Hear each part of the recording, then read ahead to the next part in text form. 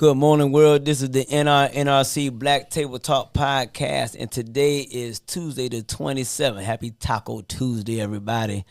And we're going to kick off into a very special guest and very special episode that we have with a woman and along with her organization. They're doing some real good things in the community, standing up and making sure they're fighting for the rights of men and women who are incarcerated and, a lot of other things. But we're going to jump off into that. I'm your host, Travis Register, and my co-host is... I'm Foster Sellers. Then our special guest today is... Frankie Seabron. Frankie, what is going on? What's up, y'all? My name is Frankie Seabron. I work with an organization called Harriet's Wildest Dreams. We are a Black abolitionist community defense hub.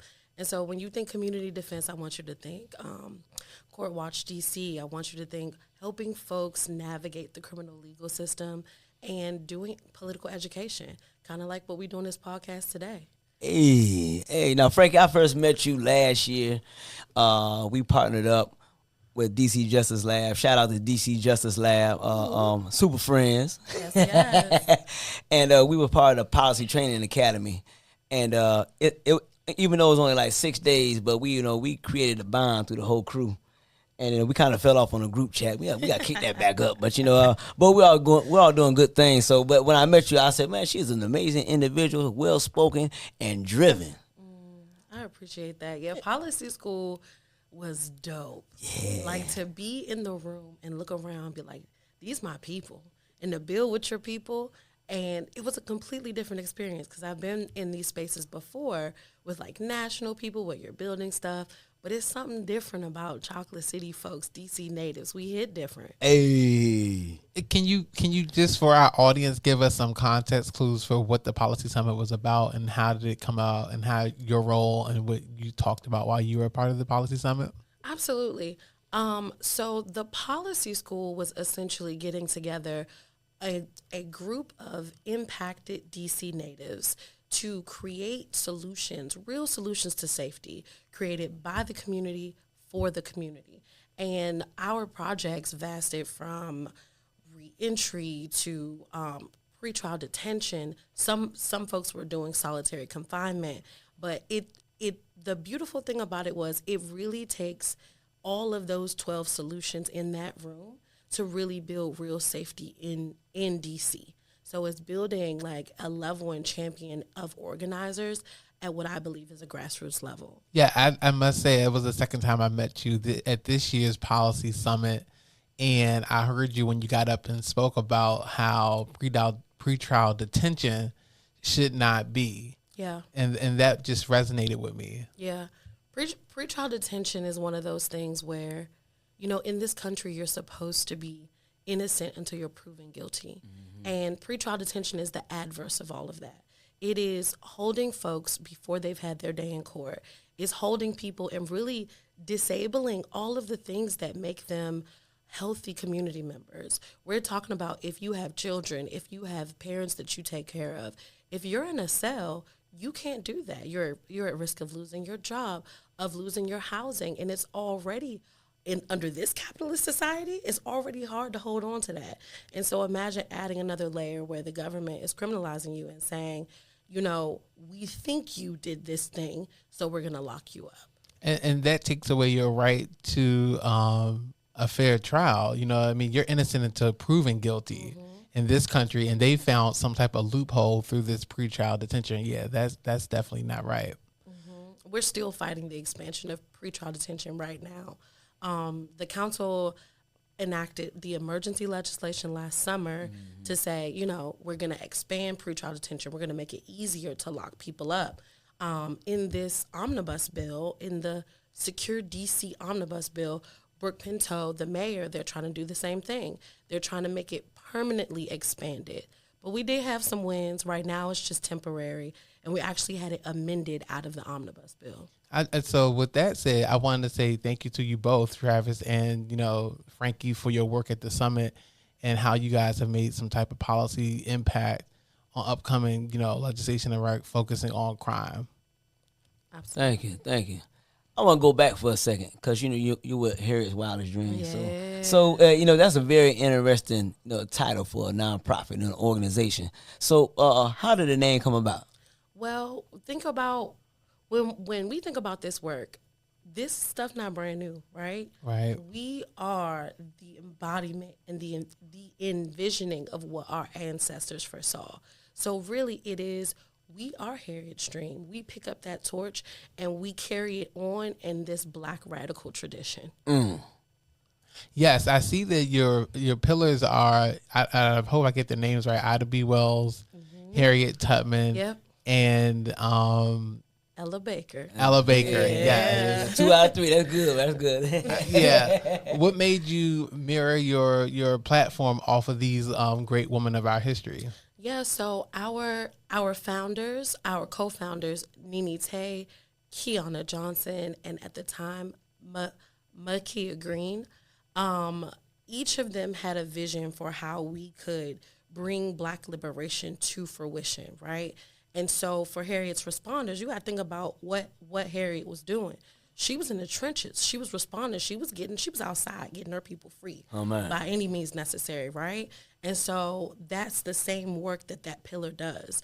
We do mass protests, mobilization, mutual aid, all things community defense. When someone it has a deadly police encounter, that's Harriet's responders showing up because Harriet was down for our people. When we think about Ella Baker was, oh my gosh, so many things, but such a strategic and powerful organizer who believed in education. And that's the political education component, right? We need to be able to build up our folks and teach them a lot of what policy school did, not only about political education, but how do we make these gains on the legislative side? And then when we think about Ida B. Wells was a freedom fighter, y'all. She literally, I feel like almost single-handedly, she recorded the stories. She recorded the stories of lynchings that were happening across the South. Wow. And so when we're talking about legal defense, we're in those courtrooms every single week. We are watching to make sure these judges are on notice, that the prosecutors are doing what they're supposed to do. And in real time, in mitigating the harm that is caused by the criminal legal system, which we know is the new version of slavery. I appreciate it. You know what? I also want to tell you thank you on top of that information you just gave us, but thank you for your hard work. Appreciate you. Because I mean, there's some nights that you barely sleep and long days because you're driven, and that's one thing I like about women in this advocacy fight. Don't get it twisted. Love the men too, but women bring a different dynamic. And the men, they bring like maybe the force and the power, just like I'm going in for the kill. But women, y'all focus on fine details. Y'all focus on the nurturing, and y'all had the passion to go along with it. So it's y'all power. Y'all bring a force as well, but it has a nurturing type feel, not for them, but for for the people we're fighting for. And it's like it's more of a care. The men going for the kill, and the women going for the kill too, but with care. So it's like it's man. It's just, the best way I can say is like it's a nurturing fight for y'all. We have to have a radical care politic, right? Because if we don't care about each other, who's gonna do it? Right. We have to. Yeah, and both together. The men and women in the same fight, man. We got a complete sandwich. We got a hamburger with some cheese on it, and all the condiments go along with it. But back to it. It's like, what are you doing right now? What are we doing right now? So the biggest thing that we're working on right now is fighting against these provisions in the Secure DC Omnibus Bill. An Omnibus Bill is basically a hodgepodge of different legislation. Specifically for DC, they introduced a lot of crime laws last year. So what they decided to do was put all those crime laws in one big package under an omnibus bill, a 93-page document on its original reading. And a lot of that stuff is harmful, and it fuels mass incarceration. And what it really does is creates this illusion of safety that doesn't actually keep us safe. When we talk about some of the provisions that are in that bill, we're talking about things like mask mandates, making it so that folks can't wear masks in the city. We're talking about the establishment of drug-free zones, making it so the police, if this block, let's say we on U Street right now, right? If this block is deemed a drug-free zone, police have license to just come up, interrogate you. You know, it creates these avenues for the police to incarcerate us. Other things, you know, they decriminalized fare evasion not too long ago. Mm-hmm. Shout out HWD2 because we had a big stake in that fight. They're making it so now a police can come up to you, a police officer can say, show me your ID when you're on the metro. If you don't give them your ID, if you don't show them your freedom papers, then they can arrest you. Mm-hmm. And so there's so many things, and it's dense. There's so many things in this bill, but we're chipping away slowly but surely. Yeah, you talked about wearing masks and the safety zones that they're creating in the fare evasion. We know that these experiences with the criminal legal system won't deter crime in a way in which it's going to help protect our people, right? So some of the work that Harriet's Wildest Dream is doing is showing up to the omnibus bill hearing like you all did to share a different message, mm-hmm. to talk about it from a different perspective and to hopefully tell the narrative that says mass incarceration will not address the root cause of the issues we're facing in our own communities, right? Absolutely. And what do we need to be doing differently? Absolutely. Yes, detention is not prevention. We cannot incarcerate our way out of economic violence. We can't incarcerate our way out of economic disparity. And so when we're talking about solutions, the solutions have to be rooted in resources. It has to be rooted mm-hmm. in kids having access and families having access.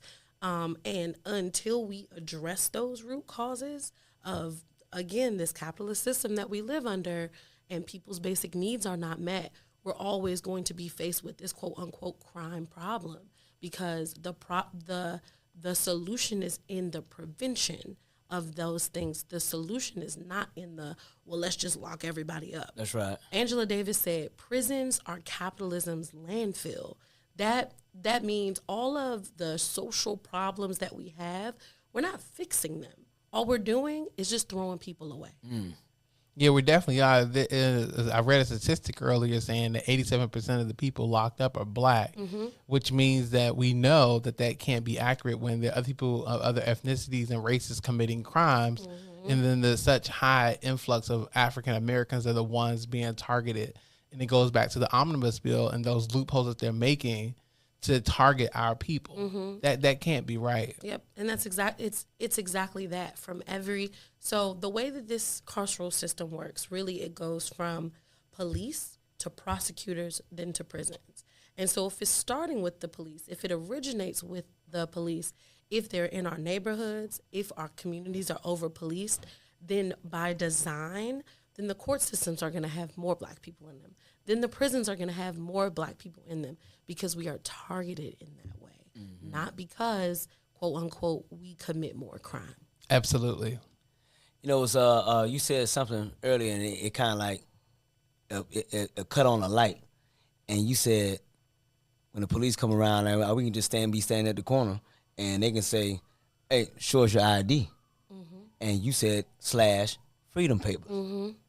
and going back to the days of slavery, that when they finally made us free, whatever, we had to walk around with freedom papers, which was our ID. Because if you didn't have that, okay, we can lock you up, or we're gonna take you back to your former slave master or your current slave master. But and when you said the 3 Ps, you said police, prosecutors, and prison. It goes back when you said that our freedom papers. It goes back to where police came from. Mm-hmm. The first police were the slave catchers. Mm-hmm. And they had they went out and they rounded up the slaves that went on a run, or or ones they just wanted to round up. Period. So here we are today. The slave catchers are who we see in the government now, mm-hmm. and they're rounding us up and putting us back in these concrete plantations called prisons. Mm-hmm. And it's like it's crazy that you're saying it because it's like, I mean, when the Bible says that there's nothing new underneath the sun, it just puts on another garment. And it's back then, it was just from right. what it is. I mean, it's just crazy. But when you said our idea is our freedom papers, but is it really freedom papers? I mean, if I'm just trying to take the train and you telling me to show you my paperwork, that sound like freedom papers to me. But we ain't really free. But we're fighting for it. We're fighting for it. Speaking of fighting, where did passion come from? Where did purpose come from? How did you discover this is what you wanted to do? So I am a teacher by trade. I taught between the public school system and the charter school system for 10 years. Okay. Yes. Congrats. Shout out. And so during the course of the pandemic, during the George Floyd the uprisings, I just noticed this need for me to fight these things from a more systemic level. There was only so much that I could do in my classroom. And I walked into the school building when it was time to go back, and I walked back out. And I got into the community. And really where the passion comes from is just I have this burning in me that's just like, all of us deserve to be well. Our people deserve wellness. And the way that we get to that is through liberation. Mm-hmm. And also, I am a child of formerly incarcerated parents. And so when we talk about the impact, I was almost orphaned, honestly. Like the government, the system sought to orphan me. And it was because of community. It was because of programs that my mother was able to create pathways to be able to, now she's a government worker. She has a house, but those pathways are what creates those routes for liberation.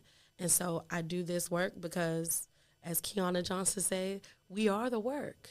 It's us. That is very important. You're right. We are the work that we do. You bring up George Floyd, and I noticed that Harriet's Wildest Dreams started in 2021, I believe, and that was on the rise right after George Floyd's death, and how we as a nation kind of took, a call to action as far as, no justice, no peace. We want justice now, kind of a cry, a rally cry. How does that type of liberation movement play into you all's work, and seeing that you left the classroom to start this journey as an abolitionist? It is directly correlated. It is directly. It is actually the reason that we do this work. At the time, we had two different epidemics going on, right? We had the pandemic happening with COVID, and then we had the pandemic of the killing of Black people. And this is like, it was that direct moment. It was that rise of, y'all, we have to do something, and the time to do something is now. It cannot wait. We had the world's attention. And so Harriet's Wildest Dreams was really born from three organizers who used to work with Black Lives Matter DC, and really wanted like a hyper-local pathway to defend our communities. And that's why we are a community defense hub, because we're fighting against all of state-sanctioned violence, wherever we see it, trying to stamp it out. Right. Wow. So, I mean, y'all are with DC Justice Lab, just like sisterhood. There's a lot of women. There's some men over there, but a lot of women over there. So I say sisterhood. But to be pretty much a young group, a young organization, it's only been around like 3 years, but yet so powerful, and it's to be doing the work that you're doing in such a short amount of time. It's not the organization; it's the people who make the organization, and y'all are powerful. I learned a lot from you when we was at the policy training academy, because I got thrown in there as a baby, and I didn't have a clue. I'm still learning the language, Right. But to hear from you and Julius and how you were speaking, I'm like, okay, well, I'm shutting up. I'm gonna let them speak. I'm a mimic what I got going on, off what they doing, because it seems so experienced. But for you to be a teacher by trade, and then you just pour that into what you got going on as an abolitionist and a freedom fighter. I mean, that's why it comes across so smooth for us, and we're so easy to grasp it, because you're a teacher and you're teaching our people. I am very grateful to have come into this work with a skill set that I have. And also just with I'm 35, with the ground, I have a whole family. And so I really do believe that Spirit, the universe, God, really was intentional about me and my journey. I believe that wholeheartedly because 10 years ago, I wouldn't have had the depth and range to do this the same way. And so it's through being really like a firsthand responder, because when you think about what teachers do, teachers are just doing triage for all of the really like messed up stuff that's happening through these systems. When we see kids come in every day, they don't have on clean clothes. They haven't eaten today. They are dysregulated. My first job as a teacher was to make sure my students' needs were met. Right. We couldn't do anything else before their needs were met. And so, and often I would get in trouble for not writing referrals or not taking those punitive routes. Kids knew that they could come to my classroom as a safe space. And in that, we're trying to do the same thing in community. Where are we creating these safe spaces, not only for our youth, but all of our people? Where are we safe? Right. Where can we be safe in our full Blackness? Where does that exist? And if it doesn't, we have to create it. I'm glad we have to create it. And I'm glad that your household, and you shared a little minute ago about your parents and their time in the criminal legal space, and how you were not a product of the system, and how you didn't get caught up in that, because you could have easily had a story that was different to say, I was a product of the system. I was taken out of a two-parent household. I didn't have resources and things like that fosters love from my parents, and maybe, letting them be the guiding force in my life and not letting the system come in and say, we have the answers. A lot of times when it comes to policing and things like that, we know that the community has better answers to solving the problems than the government itself. Know it. The government can't be the jailer and the rehabilitator at the same time. So I thank you for sharing that, and just knowing that there is success stories of people who are, in households that are together. Mm-hmm. My grandma always pushed education. She said, it don't matter what else you do, Frankie, get your education, go to school. And I was the first in my family to graduate from college. And I really believe that she put me on the trajectory to be where I am and had a vision for my life. You said, I want to go back to your parents being at one time incarcerated, and you wasn't incarcerated. No. And at the same time, you said you was at risk of being an orphan. Mm-hmm. So with your mother and father gone, how do you think that kind of like, I know it hurt. I know it hurt, but I want you to share a little bit about that, and then how it also prepared you for who you are today. Yeah, so my biological father was incarcerated in federal prison for 22 years on and off.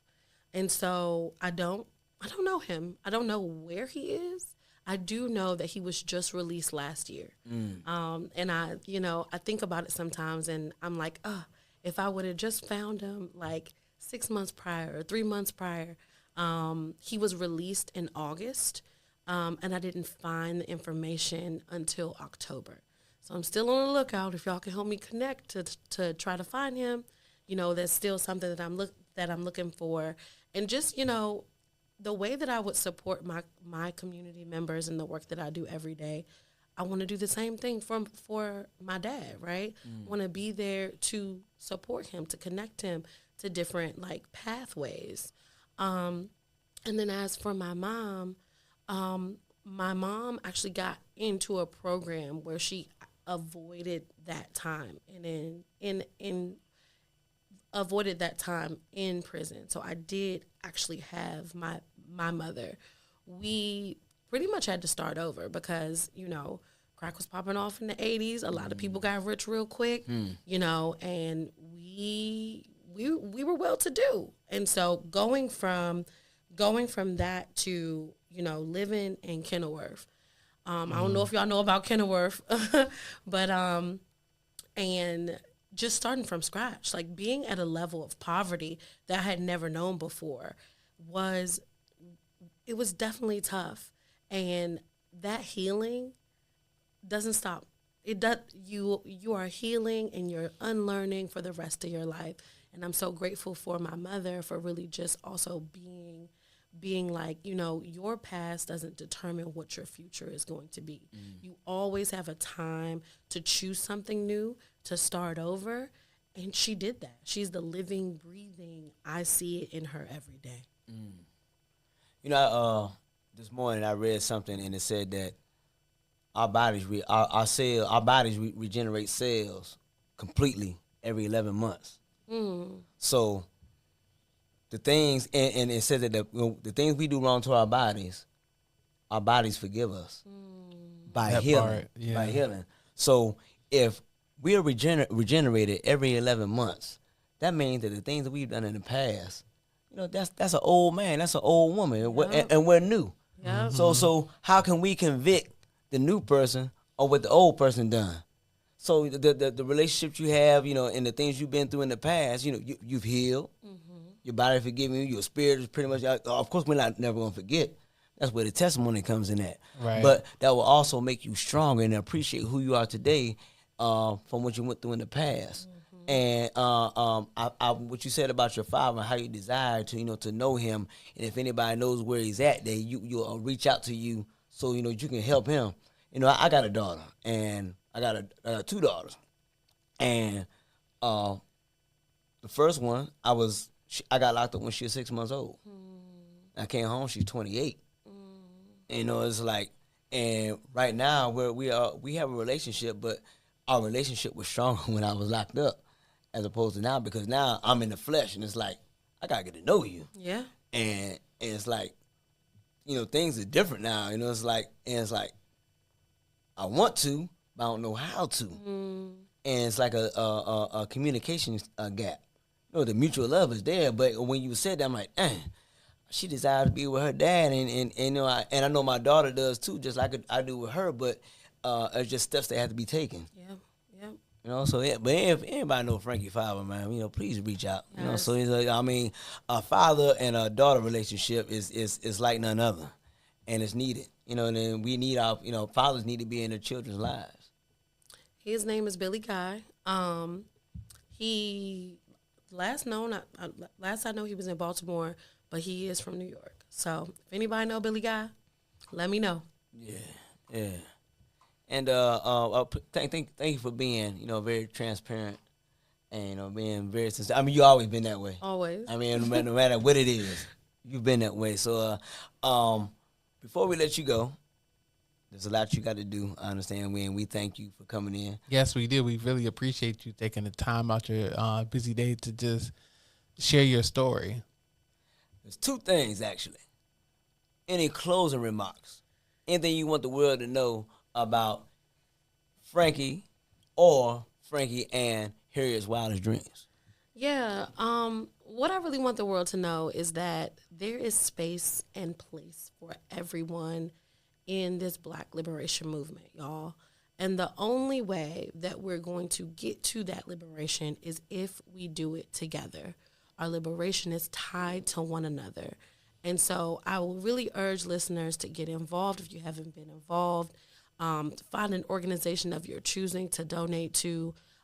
Give your time, your resources, and each one teach one. That's really what I want to hone in. We have to do this together. Also, we have a teach-in tomorrow on the omnibus legislation, specifically geared towards youth, but all are welcome to attend.